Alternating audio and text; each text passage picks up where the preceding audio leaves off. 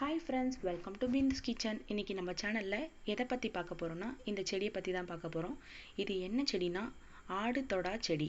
இந்த இலையை வந்து ஆடு சாப்பிடாது. அதனால இதோட பேர் வந்து ஆடு தொடா செடி.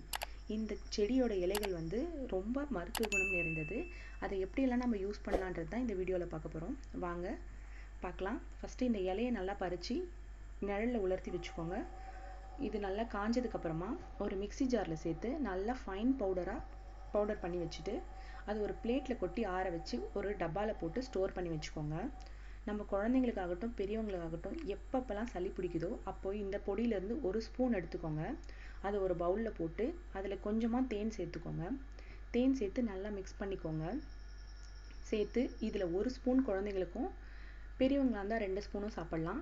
உடனே இருமல் ஸ்டாப் ஆயிடும், சளி குறைஞ்சிரும். ட்ரை பண்ணி பாருங்க. ட்ரை பண்ணி பார்த்துட்டு எப்படி இருந்துன்னு கமெண்ட் பண்ணுங்க. வீடியோ பிடிச்சிருந்தா லைக் பண்ணுங்க.